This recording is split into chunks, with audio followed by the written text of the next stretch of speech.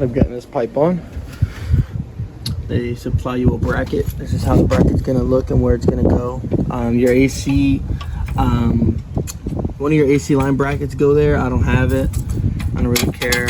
I gotta fix my AC anyway, so when we get to that point, we'll fix it. But right now, stop the cap. Stop the cap right now. Stop the cap. No boys. That's how that's gonna go. And the other bracket's gonna go right there on that side. I don't know if you guys can see that. I don't know, turn the camera, but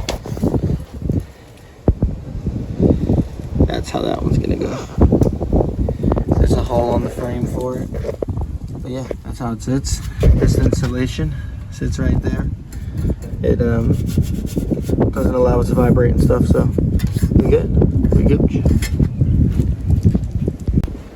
All right. So now I'm at a part where they want me to start installing all the pipes and getting everything, you know, tightened up. I still got to do the brackets for the bash bar, but right now I'm gonna end up putting that on. I'm gonna end up putting the shroud on, or the radiator support. Blah. And somebody's calling me. Let's see who it is.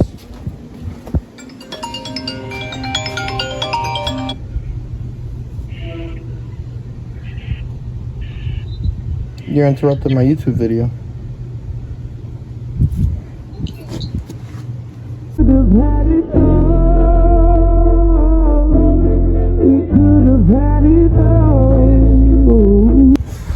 But yeah, so now we're gonna end up putting this radiator support on. After the radiator support's on, I'm gonna start tightening up this intake manifold, because everything back there is done, tightened down.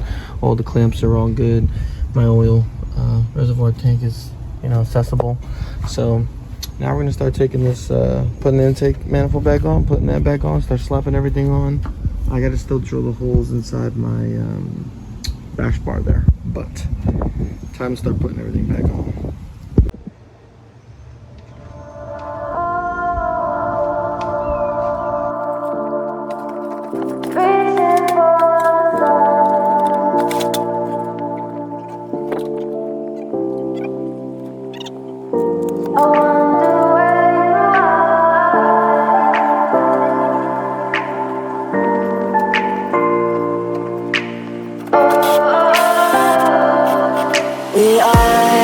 We are dreaming in the dark. We are nothing more than dust. Search but you stay lost. We are reaching for the stars, but we're making this too hard. And I wonder where you are. Alright guys, so now we ended up getting the radiator support on. Ended up getting my intake manifold on. That's a pain in the butt to get to, but I ended up putting this supercharger pulley on. I don't think it comes with the kit. I think you have to get the 110 well, this kit is 110 millimeter pulley separate, I believe so. That's what it says inside the manual. I didn't actually buy it from Z1. I had bought it off a guy that already bought it from Z1, and he ended up getting this pulley late, so I'm not too sure if it came with the kit or not, but we ended up getting it on. These were I think 6 millimeter hex nuts, or 5 millimeter hex nuts, and they're the skinny flat ones. But yeah, so that's all in now, or I think it was like 5/16, or something like that. But we ended up getting all that stuff on. Now I am going to install the filter, the clamps, a couple hoses. This is just for the filter. This is all you need here. So now we're getting this. I don't have a guard there, so I don't really have to do any of that. But now it's really just assembling the whole assembly here. What? What? Bro, what?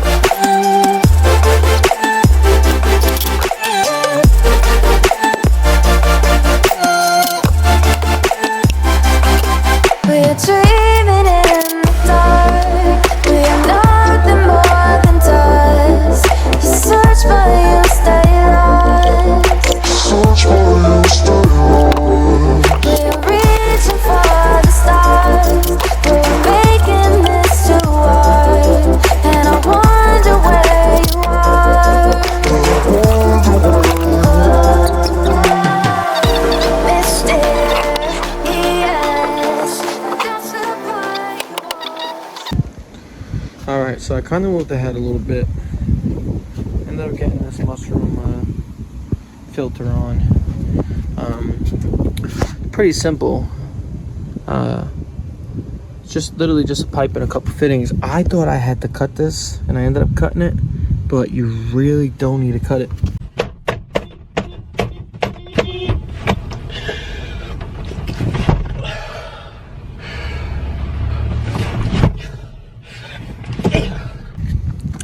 I just had the piping wrong, so I think I have that this little push too far forward, so I might end up seeing if I can remove it before it gets hot and then put it over here. But yeah, that's not in the way. It's just you have to fidget with the piping and stuff. But I ended up getting that, and that's how that looks there. Pretty fire. And then don't mind this, I was just test fitting stuff just to make sure that everything was good.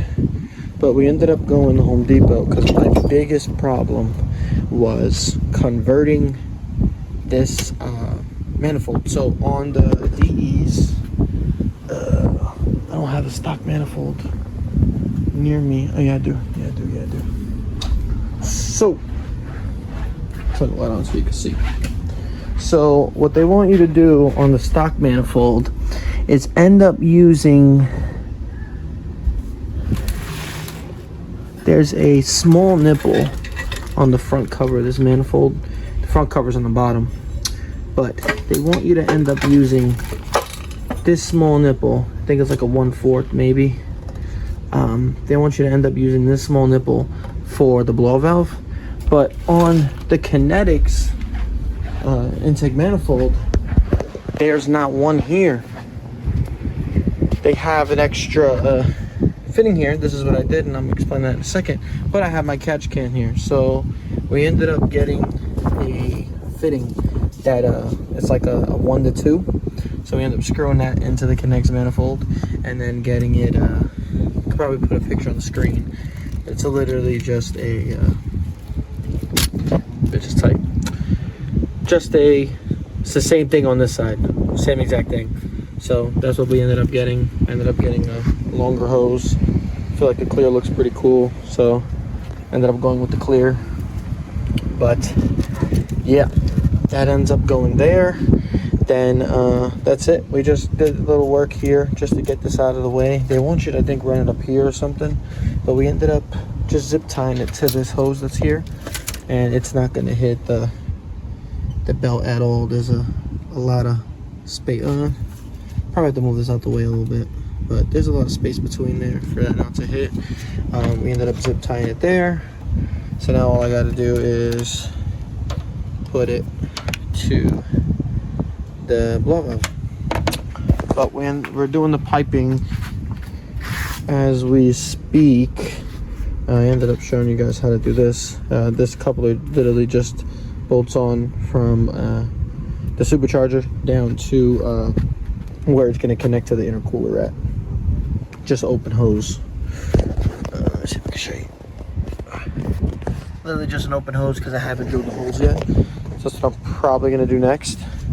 But I'm going to get this pipe here on this pipe here. I'll show you guys. And this math is going to sit all the way up in here. You would normally think that it would sit this way, so it's closer, but there is no clearance. That's not how it runs. So make sure you guys are running it math all the way across the fucking, more by the intake. And then this comes all the way over there and gets plugged in. Might have to free up some space so I could get it there, but should be okay. All right, guys. So we ended up. It's the next day. It's taking me like 3 or 4 days. It might even take me tomorrow to get done. Hold on, wait. Hey! This is the strut bar. Yeah, the strut bar, the front bumper, reinforcement bar.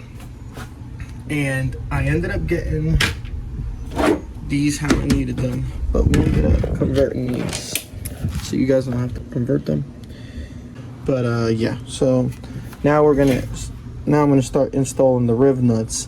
I don't have I have a rivet tool, but not the one where you can actually screw a screw into these. So I'm going to show you guys exactly how to install these rivet nuts without that rivet tool. So stay tuned. The rivet also goes in that way. Alright, so I ended up getting these rivet nuts in. They're not the best. I ended up using a different method of getting the rivet nut gun. So it's basically just putting the bolt through a bolt that fits this one exactly. This one fits in here. Screw that down. Make sure your bolt fits through. It has to be a long bolt. Then you're gonna want to put a nut at the end of that bolt before you put in anything. Put the nut like that. Then get a flat L bracket. Hit it with a hammer so it's just flat. This one's fine for me. This one worked. This goes in. Let it bottom out to where it can't go no more. Cool. Now it's tight. Now you're gonna want to take your 10mm wrench or whatever it is that you have on there, and you're gonna want to hold the top. Hold it. Don't let this move. Don't let it turn. Just hold it, and you're gonna want to tighten this bottom nut. Hold that tight. Tighten this. You'll tighten it a couple times to where you'll feel it. You'll start to feel the nut that's inside this bar buckle up, and it will get really tight. And that's it. You undo everything, and you'll have it pressed in there pretty good, and it's not gonna come out. So yeah, that's that. Come on.